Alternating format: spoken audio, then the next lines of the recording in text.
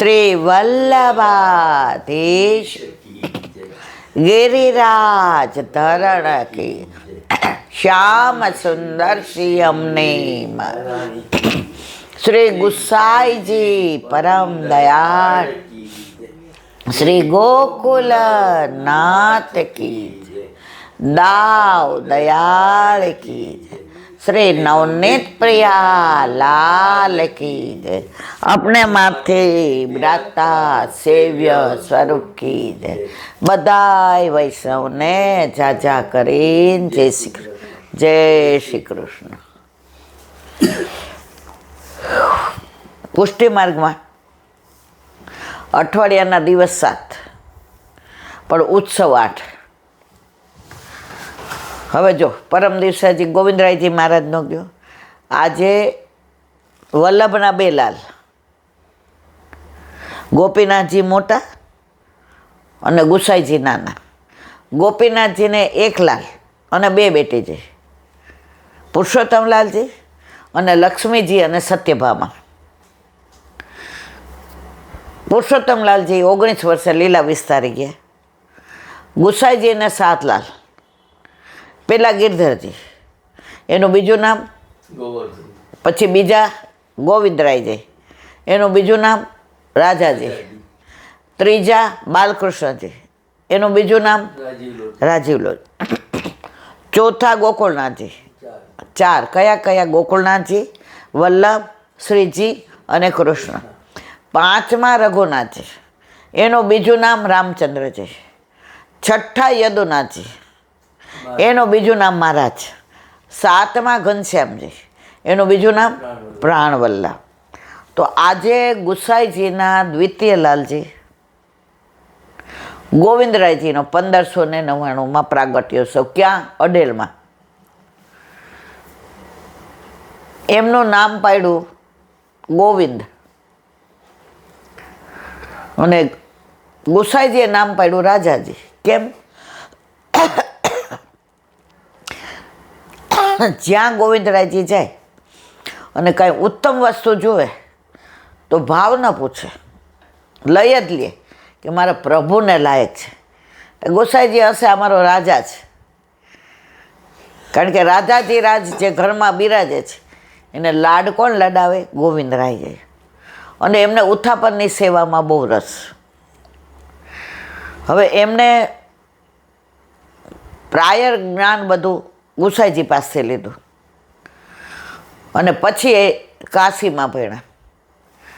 ઉપનયન સંસ્કાર થઈ ગયા એટલે મહારાણી વહુજી સાથે એમના વિવાહ થયા। એમને 4 લાલજી 2 બેટીજી।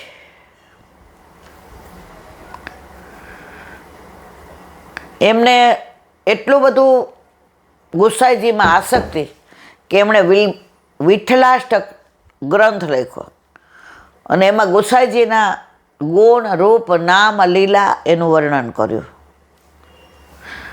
ગોવિંદરાયજીએ જે આપણે શરદ પૂનમમાં બીજી શરદ ઉજવીએ છીએ એ ગોવિંદરાયજીને બહુ જ અકબરને ત્યાં બધું જોઈને કીધું આવા મારા પ્રભુનો હોય તો, અને એ બધા સાજ લઈ અને પધાર્યા અને બીજે દિવસે પાછી શરદ કરી, જેને આપણે બીજી શરદ કહીએ છીએ। આવા ગોવિંદરાયજી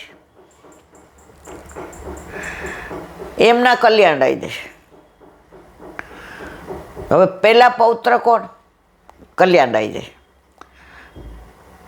ગોવિંદરાયજીની માથે ગુસાઈજીએ વિઠ્ઠલનાથજીનું સ્વરૂપ સામનેજી સહિત પધરાવી દીધો। જે વિઠ્ઠલનાથજીનું સ્વરૂપ ગંગાવજીમાંથી બ્રાહ્મણના હાથમાં આવ્યું હતું અને 1 મહિનો એ બ્રાહ્મણને ત્યાં રહ્યા અને પછી અહીંયા ક્યાં પધાર્યા? ચરણાટ, જ્યાં ગુસાઈજીનું પ્રાગટ્ય થયું એ જ દિવસે સ્વરૂપ આવ્યું। એટલે વલ્લભે કહ્યું સેવ્ય સેવક દોનો એક ही साथ પધારે। તો વિઠ્ઠલનાથજી પધાર્યા ઘરે અને એ જ ઘડી, એ જ પળ, એ જ ક્ષણ, એ જ વાર, એ જ તારીખ, એ જ મહિનો, એ જ વર્ષ ગુસાઈજીનું પ્રાગટ્ય થયું। એટલે વલ્લભ એનું નામ પણ વિઠ્ઠલરાયજી પાડ્યું. ગુસાઈજી નામ તો અકબરે આપેલું છે, ગૌ બ્રાહ્મણ પ્રતિપાલ. તો એવા ગોવિંદરાયજી એમને સેવામાં બહુ આસક્તિ. હવે સેવા કરી રહ્યા હતા તો શ્રીજી બાબા એકવાર હસતા હતા. એ કે ગોવિંદ તેરો કલ્યાણ ભયો, જો સીધું કહી દે તો પીંડરું લાગી જાય. કેટલા વિચક્ષણ આપણા પ્રભુ! તમે દરેક જગ્યાએ પ્રભુની લીલા જુઓ. પુષ્ટિ માર્ગમાં જે વિચક્ષણતા છે ને એવી ક્યાંય નથી, પણ આપણામાં ચમત્કાર નથી, આપણામાં સાનુભવ છે. જે પ્રગટ કરે રસ જાય. અત્યારે એટલો બધો આડંબર ચાલી રહ્યો છે કે કોઈને ભાખરીમાં શ્રીનાથજી દેખાય, કોઈને પલનામાંથી ને હાલતા આવતા દેખાય. મારા વાલા, આ બધુંય વ્યક્ત કરવાની, અભિવ્યક્ત કરવાની જરૂર નથી. તમે મને કંઈ ખાનગી વાત કહો ને આખી દુનિયાને કહું પછી બીજી વાર કહો. તો આપણા ઘરે આપણા માથે બિરાજતા આપણા ઠાકોરજી જો સાનુભાવ જતાવે તો ગુરુ સિવાય કે આપણા એકાદ ભગવદીય હોય એને તમે આ કહી શકો. પણ અત્યારે તો હોય એના કરતાં ડબલ કરીને દેખાદેખી ચાલી રહી છે. તો સેવા પહોંચતા હતા અને શ્રૃંગાર થઈ તો ગુસાઈજી શ્રૃંગાર કરી રહ્યા હતા અને શ્રીજી બાબાએ હાથ પકડી લીધો. કાકાજી તમારે यहाँ કલ્યાણ ભયો, જો સીધું કહી દે તો પીંડું લાગે, સેવા અધૂરી રહે. કેટલી વિચક્ષણ એક વાક્યમાં. દીકરો આવ્યો અને એનું નામ કલ્યાણ પાડી દીધું. કોણે? શ્રીજી બાબામાં. તો શ્રીજી બાબાને તો કઈ લીલા ક્યારે કરે, ઉનકે મન કે વે જાને મેરે મન જગદીશ. ગોવિંદરાયજી હસીને આમ ચાલતા થયા. ક્યાં જાઓ છો? વધાઈ આપી કાંઈ આપવાનું નહીં? આમ ગોવિંદરાયજી કે અહીંયા વલ્લભકુળના બાળકો સેવામાં પૈસા ખિસ્સામાં ન રાખે, છોવાઈ જાય. એ કે કંઈ છે તો નહીં. એ કે આ પરવળ છે ને હાથમાં પરવળ, એ ધરાવ્યું કે લો ખુશાલી વધાય. અને એ પરવળ આજની તારીખમાં શ્રીજી બાબા કલ્યાણરાયજીના પ્રાગટ્યોત્સવ દિવસે ધરે છે. અને એનું ખોખું વિઠ્ઠલનાથજીના મંદિરમાં તમે દર્શન કર્યા છે ને? આ સેવક વિઠ્ઠલનાથજીના છે. અમારા ઉપર કૃપા થઈ છે. અમને તમારે કહેવાનો આશય કે વલ્લભકુળને શ્રીજી બાબા પોતાનું જ ગણીને એનાથી અલગ માનતા જ નથી. તો ગુસાઈજીના પહેલા પૌત્ર કોણ? કલ્યાણરાયજી. હવે કલ્યાણરાયજીને ત્યાં ઘણા વખતથી રાહ જોતા હતા.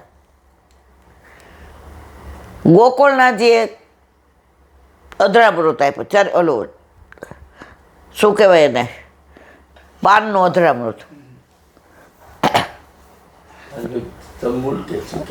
હા, એ પણ એનું નામ ભૂલી ગઈ છું. ટૂંકમાં પાનનું, હમણાં કહું યાદ આવે એટલે. અને હરિરાયજી પધાર્યા, જેણે 41 શિક્ષાપત્ર લખ્યા છે અને જે દીનતાની પરાકાષ્ઠા. અને ગોકુળનાથજી એમને બ્રહ્મ સંબંધ આપ્યો. એવા આપણા ગોવિંદરાયજી. હવે એમને સેવામાં કેવી આસક્તિ એની નાની વાત. વિવાહ નક્કી થયા. બાર બેડ બાજા ને વૈષ્ણવો ને બધા સગાવાલા ને. અને ગોવિંદરાયજી ખૂણામાં બિરાઈ જા, ન તૈયાર થયા, ન શ્રૃંગાર કર્યા. ગુસાઈજી પધાર્યા. લાલન કાવ भयो, क्यों यूं मुंह लटका के बैठ गया? नहीं नहीं यूं ही काका जी. नहीं नहीं सच्ची सच्ची बता काका जी. उत्थापन की सेवा मेरी है, और मैं जब तक उथापन भोग नहीं धरावूँ, झारीजी नहीं धरूँ, ઠાકોરજી को આછો નહીં લાગે.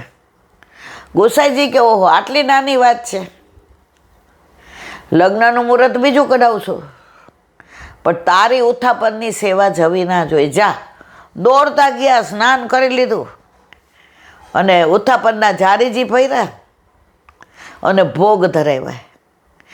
ત્યારથી વલ્લભકુળમાં દિવસે કોઈ વિવાહ નહીં, બધા વિવાહ ગોધૂલી વેળાએ, જ્યારે ઠાકોરજીને અનોસર થઈ જાય.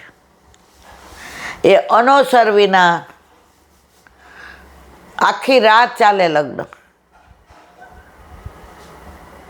પણ સેવામાં અનોસર પછી. અને પ્રભુ કૃપાથી આજની તારીખમાં પણ આ ચાલી રહ્યું છે. બાળકોને ત્યાં વિવાહ હોય તો કંકોત્રીમાં જ લખ્યું હોય ગોધૂલી વેળા સમય. ગાયો સવારે ચરીને પાછી આવતી હોય સાંજે, અને એના દોડે, કારણ કે સવારના બછડાને મૂકીને ગયું હોય તો દોડે, અને એના ખૂરમાંથી જે રજ ઉડે અને ચારે બાજુ ધૂંધળું થઈ જાય, પણ ગમે એવું ધૂંધળું, ગાયોની ખૂર જ હોય, સુગંધ થઈ જાય, એને કહેવાય ગોધૂલી વેળા. ત્યારે વિવાહ થાય. તો એના મુખ્ય, જો ચરવી ત્રાંબુલ, ઓલું મને યાદ નહોતું આવતું ને હવે આવું થાય છે કે ચરવી ત્રાંબુલ આપ્યું હતું, જે પાનનું આપે ને એને કહેવાય ચરવી ત્રાંબુલ. તો ગોવિંદરાયજીની આડીથી આજની તારીખમાં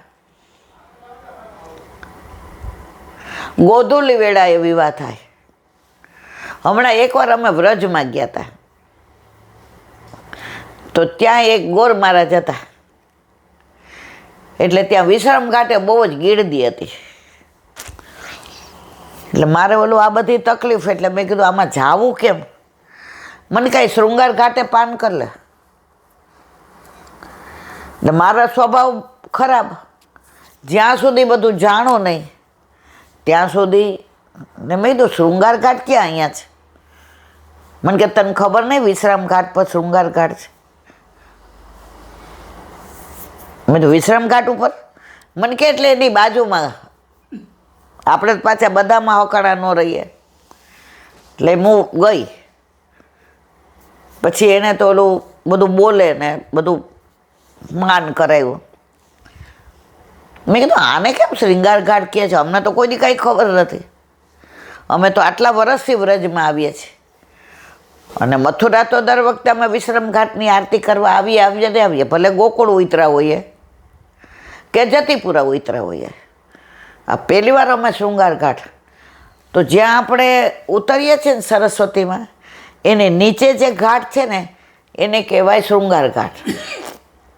એનું કારણ ખબર છે? તો એ ચોબાજી અમને સરસ સમજાવ્યું. એ કે અહીંયા દીકરા જે આવે છે ને એ બધાય લે દેવ ચોખા, મેલ મારો છેડો, કોઈ અમને પૂછતું નથી, અમે કોઈને કહેતા નથી. મને પણ હવે મન તો કયો, તને તો કહેવું જ પડે ને, તું તો મારો જીવ ખાઈ જાય કે. મેં શું? મને કે ગોકુળનાથજીના વિવાહ અહીંયા થયા હતા મથુરામાં, અને એમના શૃંગાર આ ઘાટ ઉપર થયા હતા, એટલે આ ઘાટનું નામ શૃંગાર ઘાટ. મેં કીધું, મને કહે હજી વ્રજમાં ઘણું બધું એવું છે. અત્યારે વૈષ્ણવને એક જ ક્રેઝ છે, આવવાનું, યમુના પાન કરવાના, વિશ્રામ ઘાટ આરતી કરવાની, ગોકુળ ઝારીજી ભરવાના,